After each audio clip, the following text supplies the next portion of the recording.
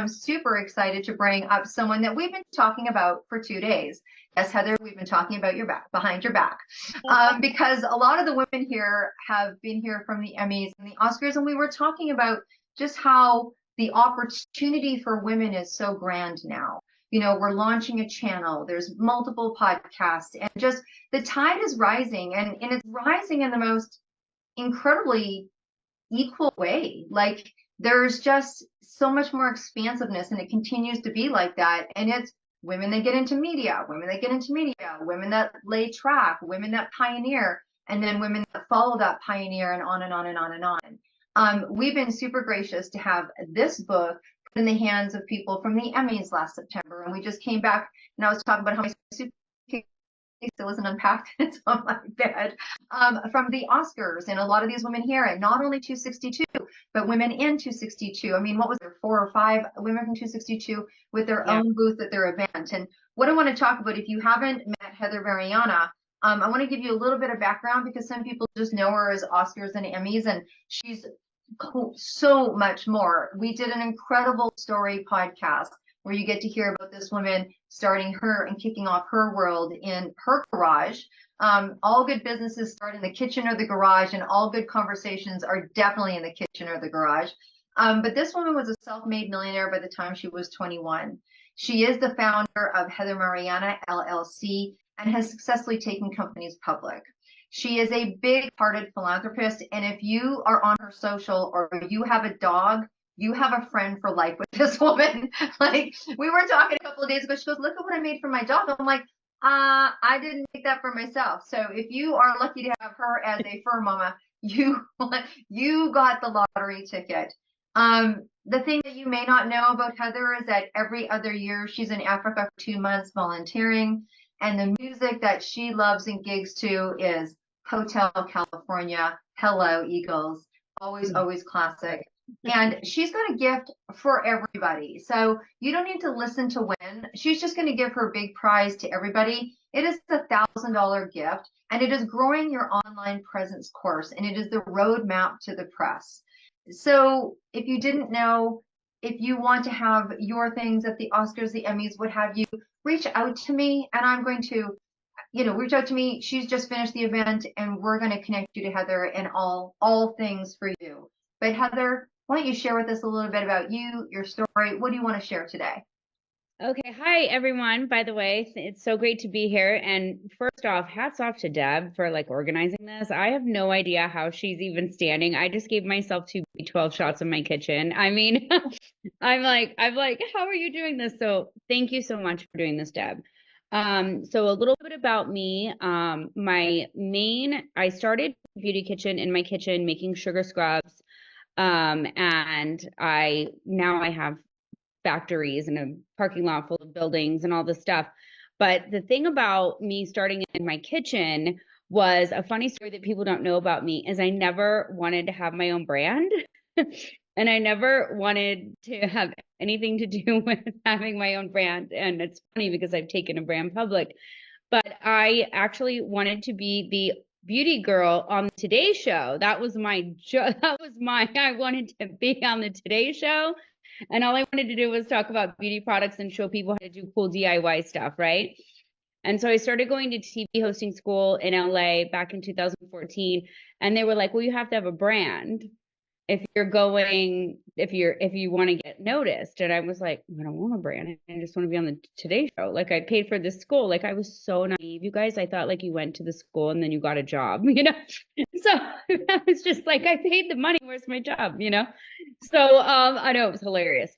So I was making sugar scrubs, and I had a lot of celebrity clients because I was making a anti-cellulite coffee scrub. And if any of you guys want the recipe, it's amazing. So it actually does work. It tightens and tones your skin. I formulated it myself. So back then, that was the Twitter days, right? Where you could just tweet people and be like, hey, I want to send you something. So I was tweeting everyone. I had the Kardashians using my stuff. They were actually my first private label client, by the way. And so I was in class, and they were like, okay, so what's your brand going to be? And I'm like, I don't know, Beauty Kitchen. And so now Beauty Kitchen is in 40,000 locations. And I went from the kitchen to the garage to my one building that is now my shipping warehouse to having 5 other buildings. So the rest is history with that. But one of the ways that I actually grew my brand and did a lot of celebrity collaborations and met a lot of people was I was asked to do the gifting lounges. And some of the, it was so expensive, the first couple ones that I did. And I just put like, $50,000 on my credit card like a crazy person. And I was like, I'm gonna meet celebrities. And I realized, wow, I got scammed. And then I found this woman, Doris, and I worked with her for 10 plus years. I became a title sponsor for her events, and her events were a complete opposite of what I had paid this guy for. And there was food, there was drinks, it was a party atmosphere. It wasn't like, hey, here's my table, come get your free stuff. You don't really care about me or my brand, right? And so in 2023, coincidentally, the day that I took the company, the Marianna company in Canada public, she passed away. And then I was like trying to deal with all the press from on Yahoo and everything with the company going public. And then Doris passed away. So I was basically asked to take over the events. And what I did was I took her concept, and Doris was amazing to work with. But she was stuck in her ways. She'd been doing it for like 40 years, right? She didn't want any reality people coming. She didn't really care about the sponsors' needs. It was, you're either coming or you're not. Like, she didn't care. And so I took her concept and I turned it into a bigger deal. What I do is, because I was a sponsor for 10 years, I look through things through the sponsor's eyes, right? Because I was her title sponsor. So I was spending a lot of money twice a year. And, it would take us like 2 weeks to get our picture. So I rectified that problem. I cut out all the low-level bloggers and the people that really beefed up like really good media. We had 49 media outlets running around our Oscars event. It was insane. The press is still rolling in. And I took her concept and I made it better by fixing all those holes that I saw as a sponsor, right? So I think that's what makes me a really good producer, because I want people to actually get something out of it. And I do Zoom calls with the sponsors, and I'm available on text, so that they can work through and make sure that they're 100% prepared for the event. That's part of the reason why I gave you guys the growing your online presence course as the gift, because sometimes when you're thinking, oh my God, I have to get in the media and I have to do all this stuff, like it can be very overwhelming, and I did these 2 workbooks, and it's really just a roadmap. And then there's like a couple like 1 hour course, like group courses on there from another course that I did, which are good, because a lot of people don't understand that you can get on TV by just pitching yourself correctly for free. I've never paid to go on television.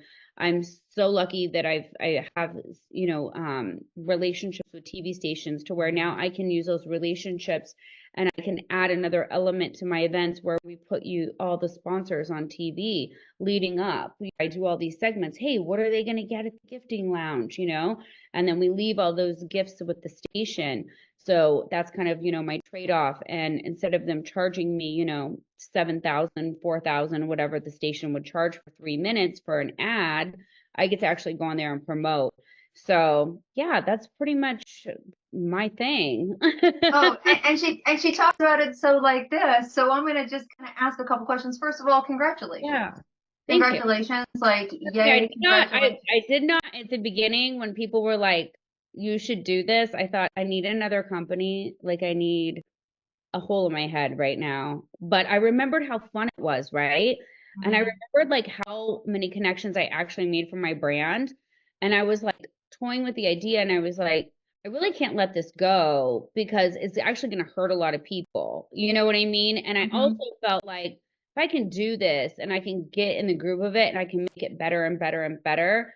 That's why we have a lot of people that come that are like Uber VIPs, people that own hotels, and people that, are major retailers, and people from Ipsy and stuff like that. And they don't have wristbands, but they walk around and they're scouting brands. And that's all behind the scenes stuff that I do, because it's kind of like we've all paid, to go to like a mastermind, right? And then you go to the mastermind and sometimes you're like, okay, this was okay, but it's like, I just met a bunch of people that are doing the same or like on the same level.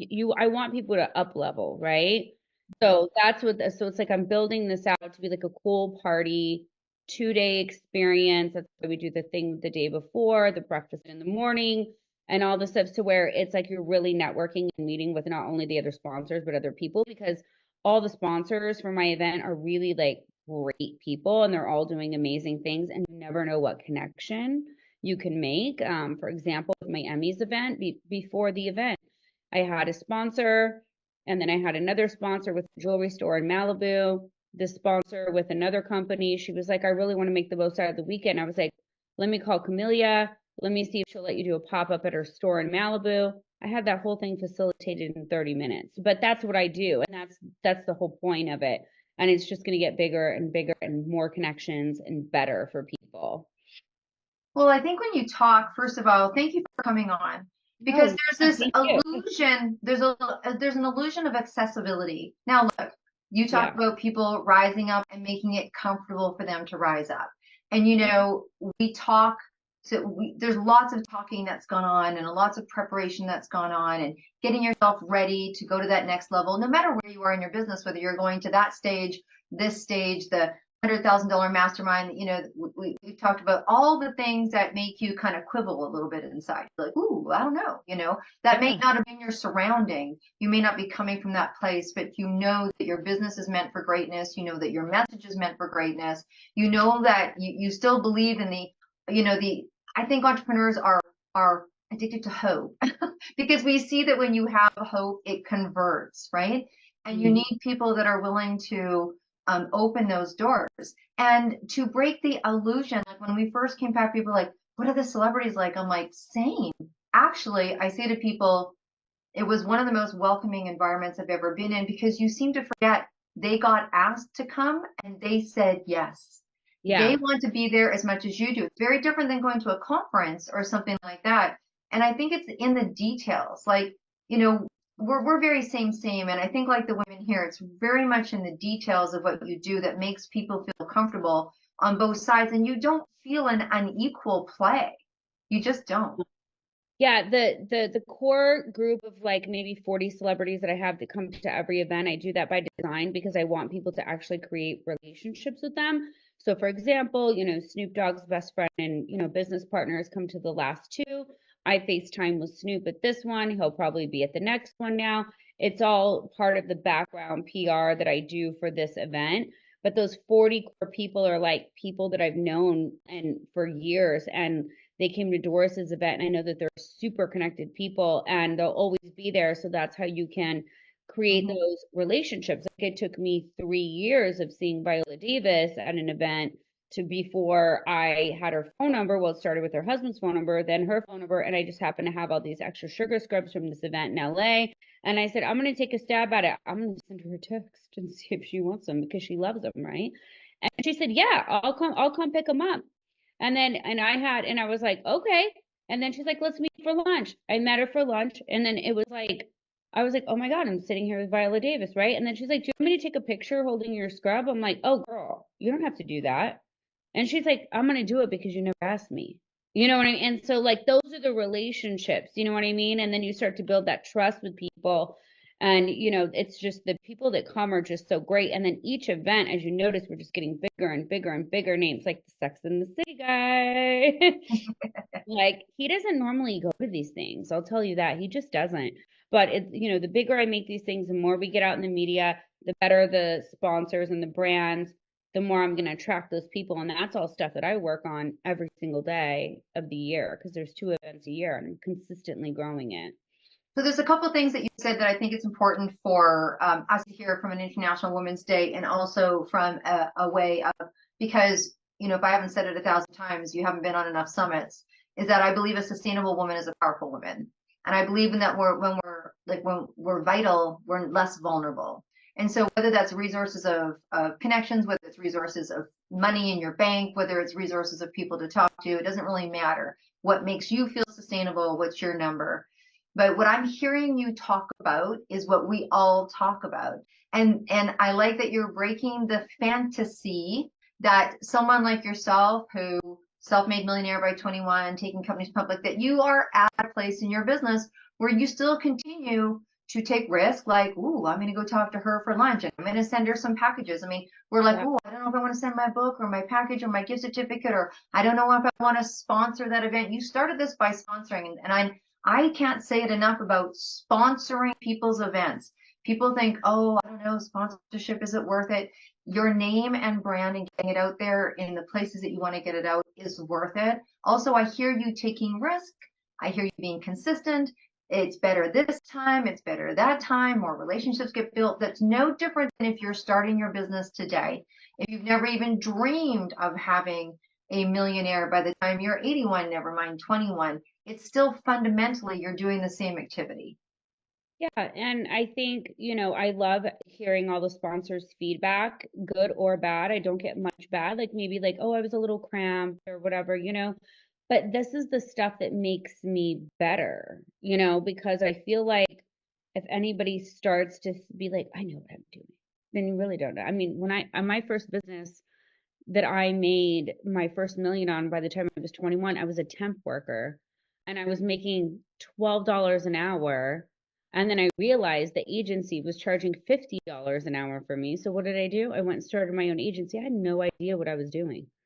No clue. I was walking around the dorm going, "Hey, do you want to work? Like, cause I've got these temp jobs." Like, I didn't know what I was doing, but I did it, right? So it's like you just have to keep going and just growing and making things better. I ended up having, a, a penthouse office, downtown where I went to college. And, that was all, everybody makes mistakes and you got to learn, So I try to make things as best as I can for each event and bigger and bigger and bigger. And the more I do these and the more media placements we get, I've got hotels calling me now. I've got 4 Zooms with 4 hotels that reached out to me. Like, we want to bring your event here. So I'm like, okay, this is just going to get better. But then, I have my list of demands because again, I was a sponsor. So I'm not going to go do my event at some hotel that the rooms are $1,000 a night. That's absolutely ridiculous for the sponsor. So it has to be around the same room rate, room block. Like I'm not going to go somewhere super fancy and then make it super inconvenient for my sponsors because I was a sponsor. And I remember when Doris would do her event somewhere and I would be like, I have to stay there because it's easier. And I remember one time I had to pay $980 a night for me and then another $980. I was like, oh my God, this is awful. It was just for starting. So you have to think of the whole picture, which a lot of people that do these events and people in business, they don't think of the whole picture of their client or their sponsor or whatever it is, because it's not just the investment to go. You got to get there. You got to give away the product. Maybe you have to do some rentals. You know what I mean? You've got to bring maybe some staff. Do you want to share a room with them? If not, then you're paying for another room. Like, I think about all that stuff because I was in the shoes. And I I think started that's my first business in my dorm room with a gateway computer. And you want to hear, I didn't even have a computer because I was like so poor in college. I actually got my first computer. This is a story I've never told anyone. I got it from the Rent-A-Center. I was like, I'm gonna do this thing. I Yeah. love that. I'm going to do this thing. How many of us said, I'm going to do this thing in one way or another? We're like, I'm going to do this thing. And sometimes we still say that when you're in business and you then make a decision for growth, right? I call it steak and lobster, rice and peas. That's kind of that's just because what I'd say to my kids. I'm like, okay, we're going to do this thing. We're back to rice and peas. Oh, it worked a little bit with some steak and lobster and rice and peas and steak and lobster. But I think it's really important. And you're touching on some things that Rhonda touched on as well. It's like, I think there's something really beautiful and very attractive. And Heather, there's many reasons why I feel like people are drawn to you and you're successful, but you don't forget. Like, you didn't forget what it's like to be a sponsor, but also many times people start to get a lot of success in their business and they forget who got them there. And I think that's a danger spot. Who were those original people that supported you? Who are the people that still shout you out? Who are the people? Look, at a lot of us have JV relationships. Who said this? Who did that? Who did you see at your event putting stuff in the garbage that fell out that you never asked you? All those things. I think there's something really beautiful about keeping that fluid, and clearly things like thinking about the hotel price, thinking Yeah. about, yeah. Because I mean, it's not just, oh, you pay me to sponsor and then that's it. I mean, there's a lot of other costs. I mean, I know you're spending a lot on just ocean stuff alone, you know what I mean? Yes. But I think about that stuff, and I also, I try to be the way that I am because I remember when I first started my beauty business, there was a girl and not going to say the company name, but she was in Vegas and we were kind of starting the same time and she has like a toothpaste company and I was like, just wanting to connect with her, like, hey, we're like in the same, we're doing beauty, like doing something completely different, like, let's share resources. And she was just so rude to me. And I'm like, I'm just not that girl. You know what I mean? And that's part of the reason why I do the beauty brand coaching and let girls use my manufacturing that, maybe can't do the 5,000, 20,000, 50,000 units we pump out. Maybe they want to have 100 creams and they just want to start slow on the weekend when they don't have their 9 to 5 and they want to start their Instagram and see how they can get their following. I'm happy to help them because nobody was there for helping me, you know? Hmm. Yeah, no, I know it's reaching back to reach forward. That when I hear you talk about it, it's There's reaching no back to reach love. forward. I mean, I could help somebody who wanted 100 creams and she could be like the hardest worker on the planet like I was in college when I had my gateway rental computer, like I mean, and she could end up in Target and guess what? I'm her manufacturer. What a great partnership. You know what I mean? Like Hmm. you just never know. And what's the harm in it anyways, it's like there's a room for everybody and I think if more people had that mindset, people would be a lot better in general because so many people are so worried about what other people are doing. Like, I don't look at other beauty brands. I don't look at the other people that are doing gifting lounges. I don't look at any of that stuff. I focus on my stuff. And if somebody does my lounge and they want to go do another one, I'm not going to tell them not to. They got to do what's best for their business. I'm just Hmm. happy that I could be a part of the journey. And if they want to come back, come back. But that's just the mindset you have to have, because Hmm. I don't, a lot of people that do these events, they feel like they own the brands. I hear that a lot. I got on the phone with somebody the other day and she was like, people try to poach my brands from my TV segments all the time. I'm like, well, first of all, they're not your brands. You don't own them, And if they want to do your TV segment one time and then go try something else, who cares, right? I mean, I just found a home with Doris because her event was so amazing and the price was right, and I met a lot of people and it was, not $25,000 like the other one, and I felt comfortable there. You got to go where you're comfortable. You might do something and then you might go, it's not for me. Or you might be like, I'm all in. But that's the beautiful part of having a business and being an entrepreneur and being a woman and us being able to do what we want to do, right? We can try several things and see what works for us. I mean, when you talk, I just hear the word abundance. I mean, it's just an abundant way to think, and it's a collaborative way to think, and it's not new, but fairly. I think that there was times where, I call it the pantsuit era, where we were kind of up against it and we were trying to make our claim, right? And we didn't really know what to do with the power or how to get it. And that world has shifted. That world has absolutely shifted. I know we don't have you forever today, and I know that you've gifted everyone this incredible Yes, package. download it. I put the Yeah, link the in growing in your the online chat. present course. While we have you and you're here and we're all ears and listening, is there one or two things that you would say would be important in relationship to your course? Like, is there something everyone should do for online, or is there something? The main part of the course I think is definitely print the workbooks out. They're really thick, guys, but like go through the workbooks. And what I did was I kind of gave you like a roadmap of like all these websites you can use. Like, so back in the day, you used to have to hire a PR person, right? You don't really need to do that anymore. When I first started in 2012, my PR person was like, I think I paid her $4 grand a month back then, and then it ended up being like 10. And I got rid of her before COVID, but that's a whole nother story for another day. But so because I realized I'm already doing all this myself. So there's a lot of websites that you can use to like pitch yourself to connect people. So I made in the workbook like kind of like how you have your tracker a little bit where you can say, okay, I signed up for all these websites because a lot of them do like a 30-day free trial and then you can keep track so that you're not getting like billed again. And then also I talked about how to like write a TV pitch, like let's say it's National Tell Your Story Month, Leslie, and you're like, I have this book and I wanted to, go on and talk about how people can tell their story and da da da da, and you write the pitch and you send it to the stations. You can get most of the producers' information right off the websites. What I used to do is I used to look and I'd go, what are drivable distances, right, for me? Because when I first started and I was getting on TV, like I couldn't fly and pay for a hotel. It was like, okay, I pay for a hotel and I have to drive. So I would drive all the way to Tucson, whoever would put me on, and I would just start emailing all of the producers and I would do a great pitch. ChatGPT is amazing for pitches. You can just throw it up in there for real and I just type or talk into my email, and then I cut and paste it into ChatGPT and say, turn this into a TV pitch. This is what I'm trying to pitch. And I want the producer to really and include some of your media links always with those emails and things like that.